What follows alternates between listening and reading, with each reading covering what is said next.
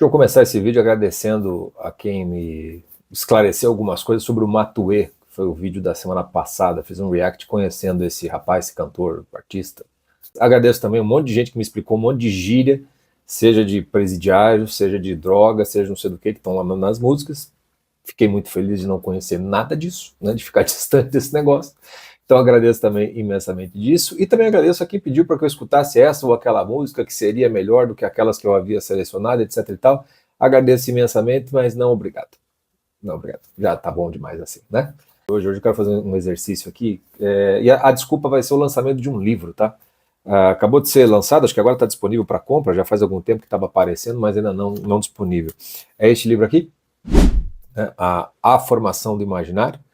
Tenho a honra de fazer parte, ser um dos coautores deste livro, né, contribuir com um texto a respeito disso para a editora Sétimo Selo. Quem escreve para o livro, além de mim, tem a Lorena Miranda Kutlak, que é, além de tudo, uma grande poetisa. Eu gosto muito do livro dela, Corpo Nulo. Faz um trabalho sobre educação infantil exemplar, que vale a pena conhecer, caso você ainda não o conheça. Depois tem o Ronald Robson, né, que é talvez o que pelo menos vem se colocando como quem está melhor estudando e trabalhando sobre a obra do filósofo Olavo de Carvalho. O Ronald já lançou um livro sobre a filosofia do Olavo, sobre o trabalho do Olavo. Também lançou um recentemente, que é um livro mais de polêmica contra muita coisa que tem aí na internet, Instagram, contra alguns professores, contra alguns intelectuais, não sei bem como defini-los, né? Acredito, não li o texto dele ainda, acredito que ele até é muito mais crítico dessa coisa de formação do imaginário do que favorável, e por isso acho que é interessante. Eu não li, então eu imagino que seja isso, né? Então faz um diálogo interessante aqui no livro. Fiquei feliz de ver que o Ronald também está presente, né? E por fim, um texto do Roberto Mallet, onde fala sobre o papel da memória. Para vocês terem uma noção dos títulos, eu falo sobre a formação do imaginário através da educação da imaginação. É a ocasião de, pela primeira vez, eu colocar em livro, e por isso mesmo eu começo contando um pouco da história da origem desses termos, que de certa maneira, a coisa meio que começou a surgir publicamente comigo. A popularização não foi por minha causa, porque eu tenho um alcance muito pequeno, mas começou a utilizar esses termos, e nem fui eu que os inventei, né? Então eu conto um pouco da história, como é que eu comecei com esse trabalho, o que é que eu entendo por isso, e como isso me parece muito diferente do que muita gente tem feito com esses nomes na internet, né? E aí eu dou ali uma suma do que eu entendo por isso, e já volto a falar disso para esse vídeo. A Lorena escreve sobre fantasmas e afetos, o problema da educação infantil. O Ronald Robson fala sobre Don Quixote salvo da fogueira, notas sobre imaginário e literatura. Provavelmente o Ronald deve estar se referindo a uma passagem do Don Quixote, na qual os amigos do Don Quixote, vendo que ele tinha ficado louco, né, ou pelo menos assim achando, fazem uma espécie de blitz na sua biblioteca e censuram uma série de livros, colocando-os na fogueira, né, para ver se curava o Don Quixote da loucura. Imagino que seja esse o mote do texto dele. E por fim, o Roberto Mallet sobre o papel da memória e da imaginação na formação da personalidade. O apêndice são 2 textos do Olavo, a imaginação e a unidade do real, e da contemplação amorosa. Eu fiquei muito feliz desse texto, em particular da contemplação amorosa, estar aqui presente, porque é uma referência muito importante no texto que eu escrevi sobre a formação do imaginário através da educação. Então esse livro você já encontra aí, Amazon, todas as livrarias aí da sua preferência. É a primeira vez que eu coloco em livro alguma coisa sobre esse trabalho, do qual assim não me preocupo mesmo em publicar livros a respeito disso, porque eu não tenho a pretensão nem de ser um pesquisador a respeito do tema, nem de ser um filósofo da imaginação ou do imaginário, ou um cientista, ou o que quer que seja, né, a respeito disso. O meu ponto de vista, ele é de um professor, portanto, a minha preocupação não é com escrita de livros, mas é com sala de aula, vamos dizer assim, ainda que virtual, com os alunos, mais particularmente, do que com leitores. Então eu sempre escrevo para eles, né? E mais ainda, né? Se você me acompanha aqui no canal, se você assistiu meus vídeos sobre a minha travessia, ou em outros em que eu falo um pouco mais sobre o meu trabalho, você vai ver que nem tanto de professor até é o meu ponto de vista. Ele é mais um ponto de vista de hora de náufrago falando para outros náufragos, né, existenciais, hora de salva-vida mesmo, na beira da praia, né, meio gordo, meio lento, que não consegue fazer muito mais pelos outros, senão ficar mais ou menos atento nos naufrágios e tentar resgatar o que dá para resgatar. Né, mas para além disso, né, com o processo de formação, etc, etc, etc, não é algo assim que eu faço, mas é uma coisa consequencial a esse trabalho, né? E é por isso que eu tento conversar com a cultura presente, não importando a qualidade dela. Por isso que eu faço vídeo sobre o Matuê, por exemplo, né? Nos quais, obviamente, quem... Né? Meu Deus, eu nunca soube esse negócio, pra que você fala isso? Para com esse negócio, você é melhor do que isso, etc e tal. Ok, meu filho, então procura gente melhor, porque eu vou ficar aqui na beirinha da praia falando pro pessoal que tá naufragado. E o pessoal naufraga na cultura que tá reinante, entendeu? Se na minha época era o rockzinho dos anos 80, hoje é esses negócios aí. E eu vou conversar com essas coisas, sim, porque é com essas pessoas que eu quero conversar. O meu trabalho é feito para elas de modo imediato. Por isso mesmo que livro é a quarta, quinta, sexta prioridade na minha lista aqui de trabalho. Já escrevi, já tenho outros, vou escrever outros, talvez algum que saia somente com o meu nome, porque eu sou coautor em vários, não tenho nenhum propriamente dito meu, até gostaria de fazer alguma coisa de ficção, mas também não é de fato minha prioridade, não é minha preocupação. Então, esse livro aqui é uma ocasião para... chega a uma certa altura que pelo menos você deixa a coisa registrada, né? Aquilo por escrito, né? Embora eu acho que livros hoje, eles durem menos do que um vídeo do YouTube, porque a internet, a tendência é que ela permaneça durante muito mais tempo do que uma simples edição física de um livro. Então eu sou muito contrário a esse pessoal que acha que as coisas têm que ser todas guardadas fisicamente. Eu falo assim, o mundo é outro, completamente outro. Não significa que não está fisicamente guardado na tal da nuvem, porque é preciso ter uma estrutura física para que seja guardado virtualmente. E hoje em dia o acesso, né, a um vídeo no YouTube é muito maior, né, e muito mais perene do que livros que muitas vezes só tem uma edição e são completamente esquecidos depois. Se você entrar no YouTube hoje mesmo, você vai achar vídeos aí, sei lá, de 15 anos atrás, 20 anos atrás, até nem sei quanto tempo. E estão ali. Não foram apagados, nem serão apagados, só se a pessoa quiser, né, à disposição.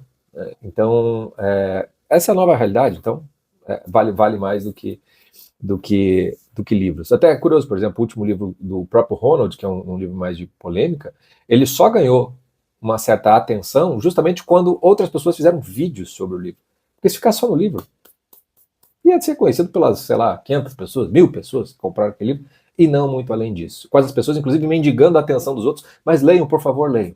Aí quando chega, faz lá um mais famosinho, faz um vídeo, outro faz mais um vídeo, as pessoas nem leem o livro achando que o que está no vídeo já basta. A coisa funciona mais ou menos por aí nos dias que correm, e por isso mesmo que eu prefiro fazer vídeos no YouTube do que ficar escrevendo livros e mais livros, né? Embora, assim, preferiria muito mais escrever do que fazer vídeos. Mas é o mar no qual nós estamos nadando, tá? E justamente porque lancei esse livro, eu queria fazer uma demonstração aqui, né? Então, caso você vá ler o livro, né, e ler do que eu estou falando, deixa eu mostrar na prática do que é que eu estou falando ali de maneira mais abstrata, né, ou mais teórica, né? O que é educação da imaginação, que é por onde eu comecei, né? O título do meu texto, ele é Formação do Imaginário através da Educação da Imaginação, né? Então, a educação da imaginação, ela é a forma pela qual você forma melhor ou reforma melhor o seu imaginário.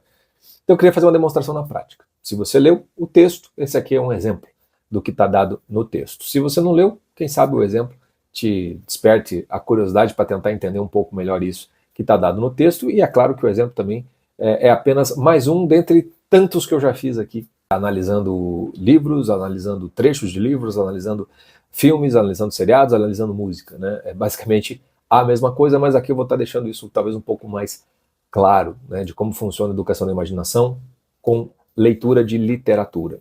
Porque tem uma diferença quando você vai trabalhar com a imaginação. Quando você vê um filme, a sua imaginação ela trabalha muito pouco, porque você recebe as imagens prontas.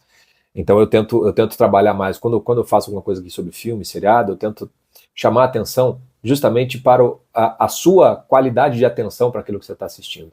O quanto você está prestando atenção, como você está prestando atenção, o que você está retendo daquilo, o quanto você está refletindo sobre aquilo, né? Como você está digerindo aquilo tudo. O trabalho da imaginação ele entra num momento posterior, e aqui eu estou tentando chamar a atenção para coisas mais que tem mais a ver com a atenção, né? Com a música também, de certo modo.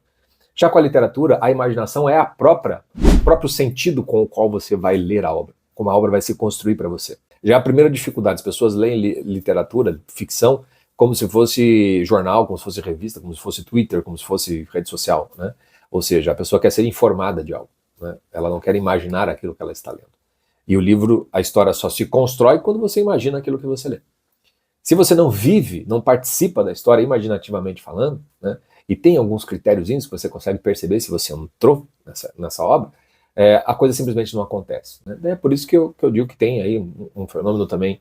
Está cada vez menor, porque as pessoas estão lendo cada vez menos, eu desconfio, né? Pode estar comprando mais, mas não sei se estão lendo. Que é um fenômeno da obesidade, né? Cultural, né? A pessoa come muitos livros, seja comprando, seja até mesmo lendo, mas pouco absorve deles. Então, ela fica gordona culturalmente, falando, cheio de livros, referências, bibliotecas, barari, bará, um monte dessas coisas. Porém, contudo, muito pouca coisa se transforma na pessoa, né? Transforma-se o amador na coisa amada, como diria Camões, né? Se você está lendo ficção direito, você se transforma nesse processo. E pouca gente se transforma, elas não mudam nada, né? Elas pegam referências, elas pegam armas com as quais lutar contra os outros ou qualquer coisa que o valha, e não como um processo de espelhamento de si mesmo e de formação, de transformação, de crescimento, de amadurecimento mesmo nessa leitura. Então, esse processo, ele, com a literatura, o trabalho da imaginação é diferente. Então, aqui, por exemplo, no livro, aqui eu fiz, acho que, pelo menos 2 experimentos maiores com trechos de livros, que foi com Cenas de Solidão, que você pode procurar o vídeo, onde eu pego um trechinho e tento aprofundar melhor ali aquela leitura.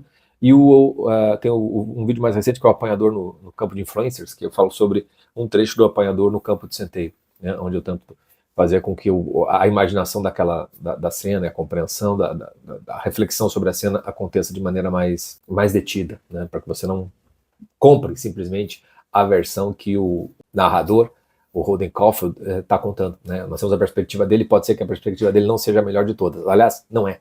Né? Se você ler o livro, você vai entender razoavelmente bem porque que a perspectiva dele não é a melhor delas, porque ele não está bem, ele não está vendo as coisas do jeito que deveria ver. Né? E, portanto, existem outras perspectivas que, se você consegue sair da dele, você consegue, inclusive, entendê-lo melhor.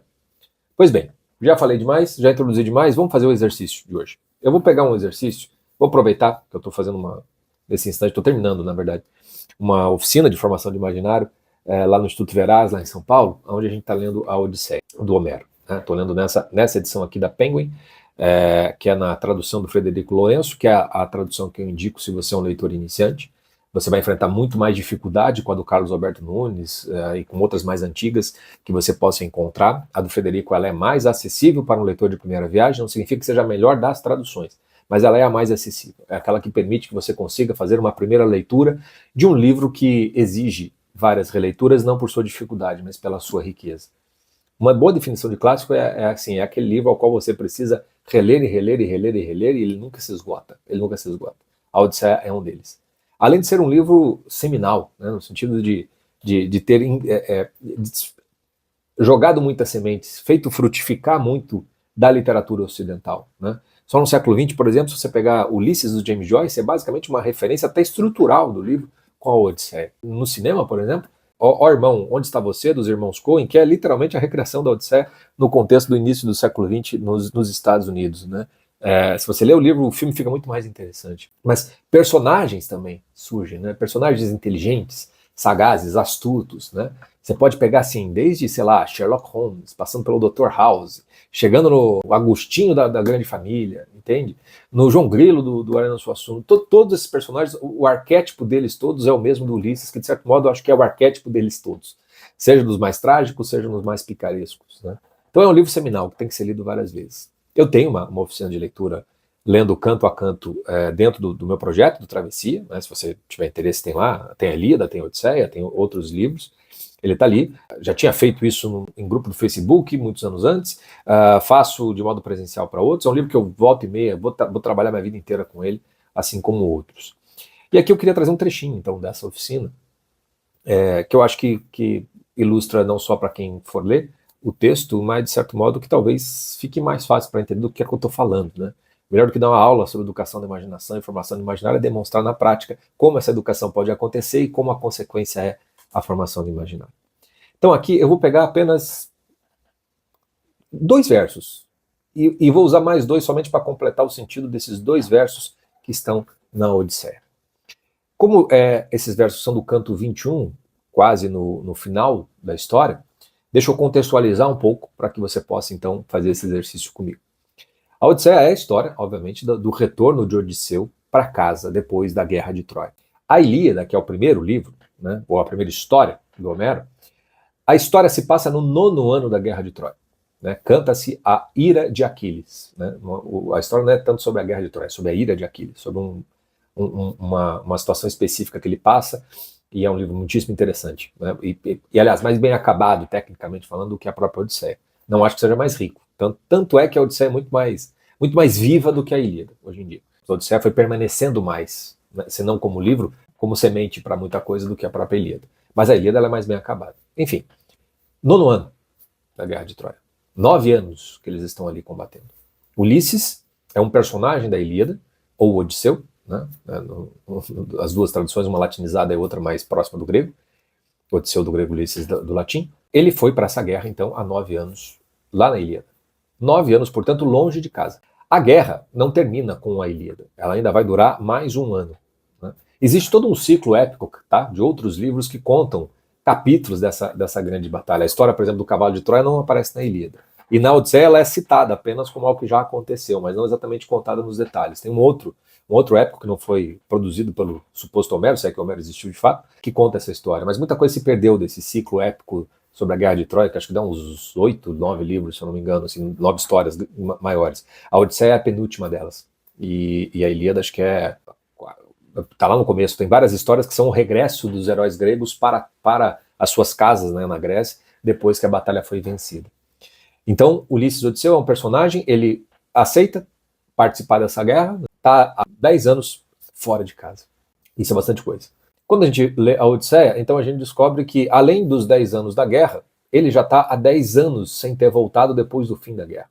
Portanto, completando um arco de 20 anos longe de casa, sem voltar para casa. A história da Odisseia vai ser como é que Ulisses volta e vai contar todas as suas aventuras e desventuras, etc, etc, etc, etc. Né? Vai acontecer o retorno.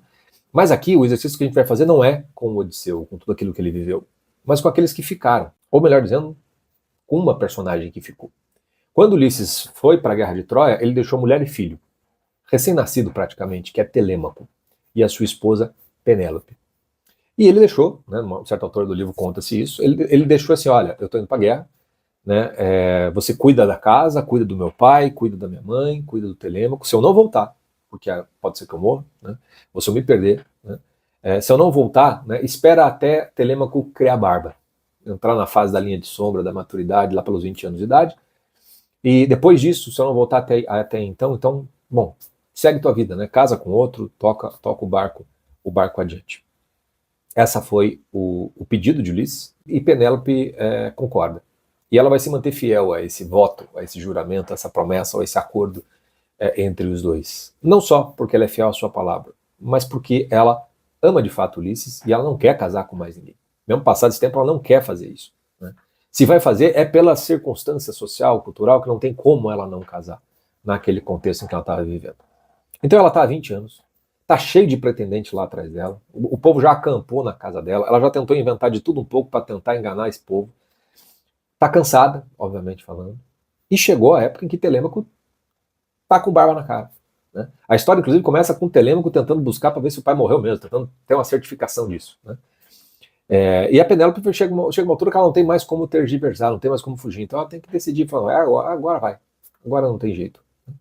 E ela vai como se fosse para o enterro mesmo. Ela não vai com alegria de que, enfim, vou retomar minha vida. Não, não é assim que acontece. Nesse momento em que ela toma essa decisão, 20 anos distante, 20 anos longe, né? E é bom então contextualizar, Ulisses não conhece seu filho, nunca viu, filho com 20 anos viu recém-nascido, não sabe quem ele é, assim como o filho também não conhece o pai. Então vocês imaginam o que seja esses 20 anos, né? De distância, esperando. Vamos começar a fazer o exercício já aqui. Se coloque no lugar dela. E se fosse com você? Fosse o seu marido, se fosse a sua esposa, você esperaria 20 anos? Os códigos hoje em dia tem assim, dar-se por desaparecido, se considera morto, você vira viúvo e você pode tocar a tua vida adiante em muito menos tempo do que isso. Já dá uns 5 anos, acho que já dá isso na lei brasileira, se não tanto. Então responda sinceramente, você esperaria 20 anos? Para decretar que não volta mesmo, agora eu vou procurar minha vida? Difícil, né? Imagina então, se tem 20 anos de espera e Telêmaco está com 20 anos, Penélope e Ulisses não deviam ter muito menos de 20, por exemplo, quando ele foi para a guerra, ou um pouco mais do que isso, ou seja, está lá nos seus 40, 50, né? E se Penélope quiser ter filhos, mais filhos, talvez não dê mais tempo, né? Pelo próprio corpo físico, né? Do tempo, né? Do corpo da mulher para poder engravidar. 20 anos é quase que a vida toda. Toda a sua juventude. Toda a sua época de mais vivacidade. Já está mais aproximando do contexto grego, se morria muito mais jovem, né? Praticamente a vida inteira à espera. Se coloca no lugar. Você faria isso? Na hora que você começa a se imaginar e ver que você não faria, a personagem começa a aparecer desde com uma outra magnitude. De duas uma. Ou você começa a olhar com olhos encantados para Penélope. Meu Deus, que mulher forte, que mulher virtuosa. E se você ler, você vai ver que ela realmente continua amando Ulisses e crendo firmemente que ele possa voltar. Ou então você acha que ela é louca, que ela é burra. Você a diminui. Não vai ter muito meio termo aqui. O teu olhar de diminuição vai ser um olhar no fundo, de inveja, né? E para se colocar numa posição que você não fica tão abaixo. Se você reconhece que não faria a mesma coisa, mas reconhece a grandeza, você já começa a ganhar algo com a Penélope. Você começa a aprender algo com a Penélope. Você começa a aprender, por exemplo, que a virtude da fidelidade não é só aquela coisa de não ficar pulando cerca. Ela tem uma outra dimensão, ela tem uma outra essência, ela tem uma outra coisa. É maior do que parece. E ao se colocar nisso, entra então uma cena na qual a deusa Atena a inspira, que ela vai escolher o próximo marido da seguinte maneira: ela vai fazer uma competição, uma espécie de Olimpíadas ali. E para isso ela vai usar as armas de Ulisses, né? E uma delas vai ser um arco e flecha, né? Uma competição ali. Aí quem lê o livro vai saber. E é justamente na hora, o verso que me interessa aqui é quando ela vai pegar este arco, uma espécie de quarto de armas, e o que acontece quando ela pega esse arco. E é aqui que eu quero fazer o exercício com vocês. Então eu estou aqui no canto 21, é um verso, logo no começo, verso 53. A Penélope, Homero é como ele diria, o Eric Auerbach é um realista, né? Então ele descreve as coisas de uma maneira muito verossímil, né? Então desceu as escadas, abriu com uma chave, ele vai detalhando, né, esses elementos mais materiais, assim, não vai direto ao ponto, ele vai construindo a cena. Então ela entrou, achou o arco, e assim diz Homero: estendendo a mão, tirou o arco do prego de onde pendia, juntamente com o estojo resplandecente que o continha. Depois sentou-se, com o estojo em cima dos joelhos. Chorou muito e alto, quando tirou o arco do estojo. Ok, cena muito simples, né? Se a gente fosse ler isso aqui, a gente passaria voando por isso. Ok, ela entrou, pegou o arco, botou, chorou e tal, vamos ver o que acontece com a história. É assim que a gente lê hoje em dia. Já estamos informados que ela pegou o arco. Não precisava de tanto verso assim, Homero, até, porque estamos 50 e poucos aqui. Vamos finalmente dessa história. É assim que a gente costuma ler. A gente quer avançar na leitura. A gente não quer parar e ficar imaginando a cena. E é isso que é essencial aqui. Parar e imaginar a cena. Ficar algum tempo com esse arco no colo, chorando e alto. Para mostrar como isso aqui não é pouca coisa, versos depois, quando ela apresenta para os pretendentes, então, como seria a competição, a partir do verso 80, ela pede para o Eumeu, que é um outro personagem muito interessante, que é o divino porqueiro, né, que pusesse diante dos pretendentes o arco e o cinzento ferro. Ou seja, ela dá o arco para o porqueiro. E o porqueiro, quando vê, olha o que acontece. Com lágrimas nos olhos, Eumeu pegou neles e colocou-os. E chorou também o boieiro ao ver o arco do soberano.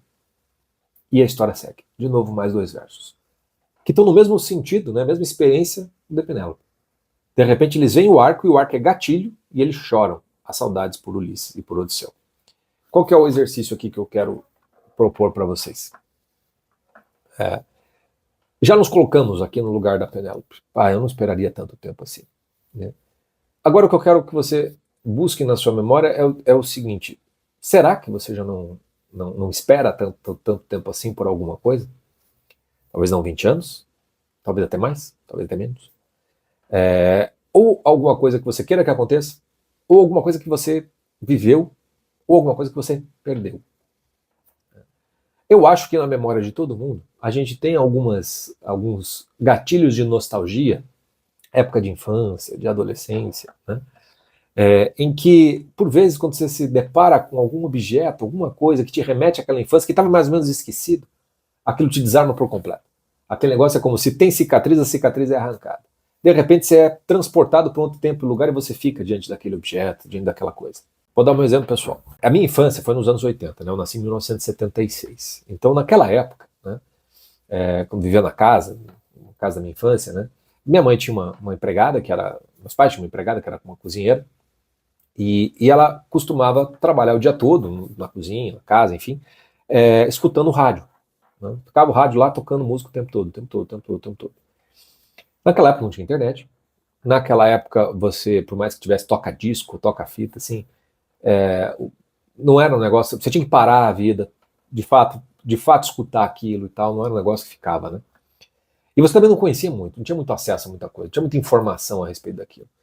As músicas que se ouviam eram aquelas que tocavam no rádio, e aquelas que tocavam no rádio, em geral, eram selecionadas por aqueles que colocavam as músicas nas novelas da Globo, que eram 90% da audiência naquele período. Né? Então aí saiu o disco, né? A trilha nacional da novela e a trilha internacional da novela. O grosso das músicas, tirando daí, obviamente, músicas, artistas e bandas muito famosos, né? Que daí não dependia muito disso, já tinha um mercado, mas em geral era isso, era um universo muito pequeno que a gente acabava conhecendo. E aí muita coisa a gente não sabia quem cantava, quem tocava, qual é o nome da música, não fazia a menor ideia. A gente só de tanto escutar gostava, ou simplesmente se acostumava com aquilo. Então às vezes eu passava, sei lá, quando eu estudava de tarde, amanhã eu ficava escutando aquelas musiquinhas, tocando. E eu não sabia quem era, quem não era. Ou quando eu estudava de manhã, de tarde, era a mesma coisa. A mesma coisa. Então você imagina o que acontece quando a internet aparece e com o desenvolvimento dela, coisas como Spotify, por exemplo. E aí, de repente, você quer escutar as músicas daquela época, simplesmente, não porque você gosta ou você não gosta, mas você vai atrás daquilo ali. E você, como, se você não sabe que música é?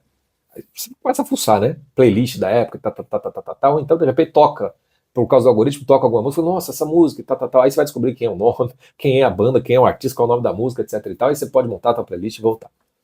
Bom, é uma das coisas que eu mais gosto de fazer. Eu tenho duas playlists gigantescas no meu Spotify. Uma eu chamo de Rádio da Cozinha de Casa, dos anos 80, eu só pus músicas nacionais, porque senão a playlist ficaria inviável. E fiz uma para internacional, que daí é outra, que daí é o sistema da Gradiente que meu pai tinha lá, de vinil, um monte de troço, assim, enorme aquele negócio. Onde daí eu pus as músicas internacionais. Então eu fiz a minha trilha de novela nacional e trilha de novela internacional. Tem essas duas playlists que estão lá, sei lá, 70 e tantas horas, mais do que isso. E que músicas que eu tenho ali? Não são as músicas que eu gostava, literalmente falando. Eram simplesmente as músicas que tocavam mesmo. Mesmo que eu não gostasse, tá na minha playlist. E às vezes eu boto ela para tocar aqui enquanto eu tô trabalhando, porque é como se eu estivesse voltando para minha casa da infância, escutando, né, a empregada cozinhando, sinto o cheiro da comida, aquela música que está tocando. Às vezes eu paro e sou transportado para aquilo lá, saio do meu espaço, saio do meu tempo e vou para aquele tempo. Né? Que, assim, não é que, como era bom, etc. Nem sei se era bom ou se não era. Mas eu simplesmente sei que esse sentimento de me transportar para lá me faz muito bem. Eu gosto disso. Né? Não me prendo a isso, mas eu gosto disso.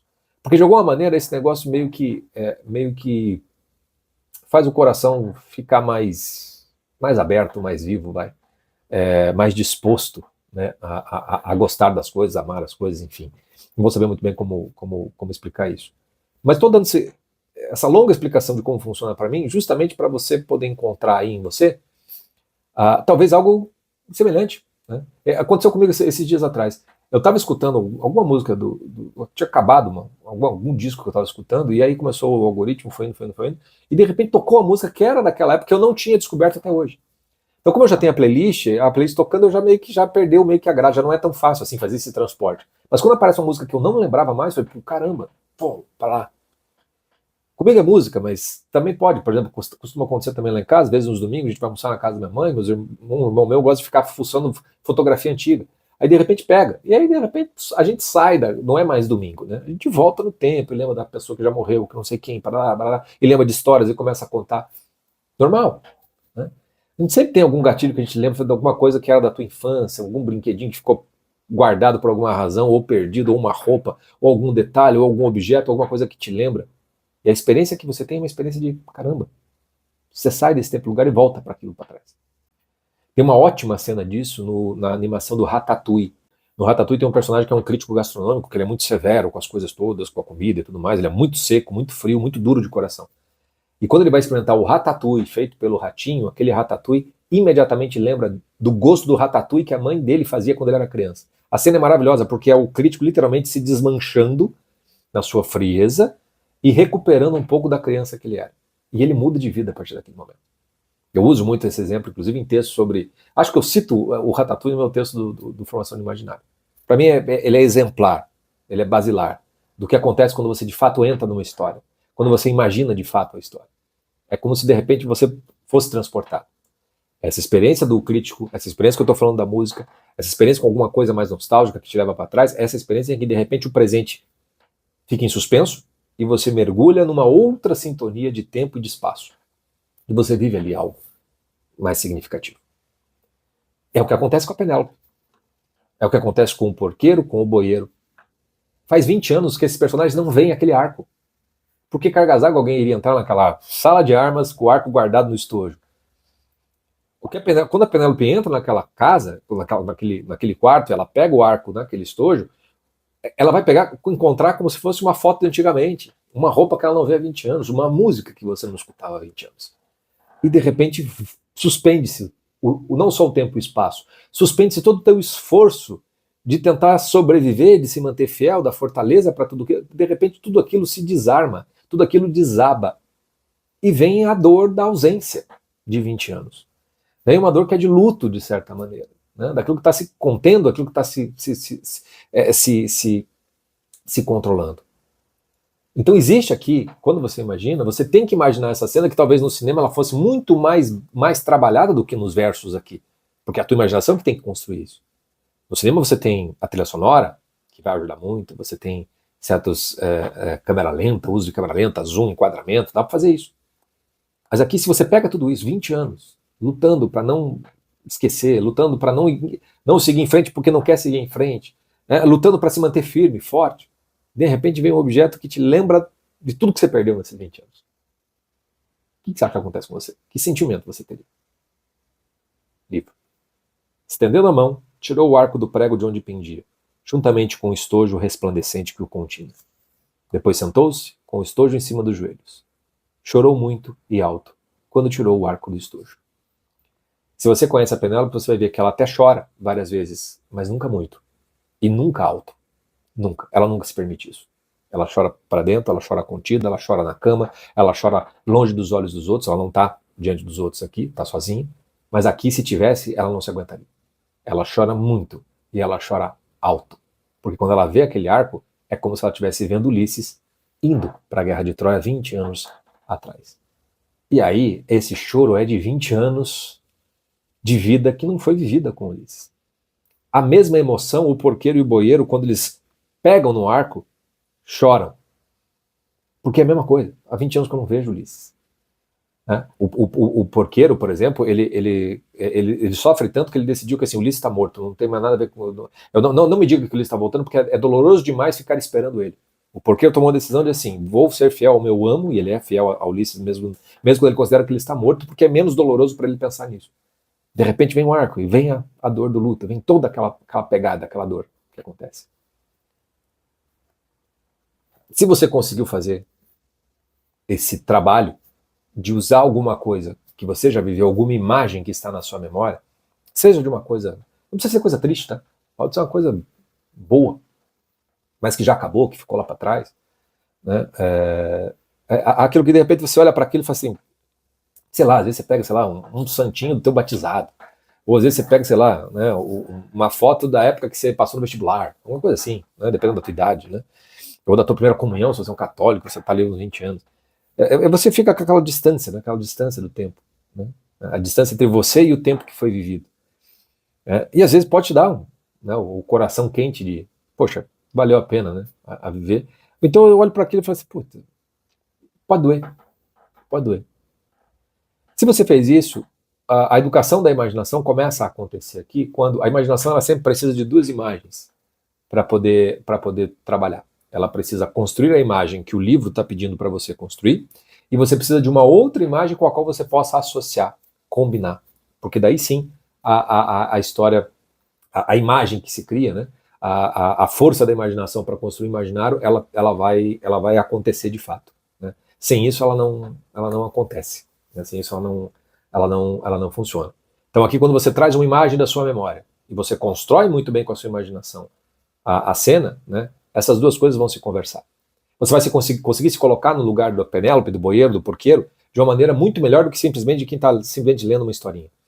Você vai ficar ali, sentado junto, não exatamente chorando, mas você vai entender a dimensão emocional, a carga emocional, sentimental que tem nessas cenas que são detalhes na história. Você vai ver que passa muito batido isso.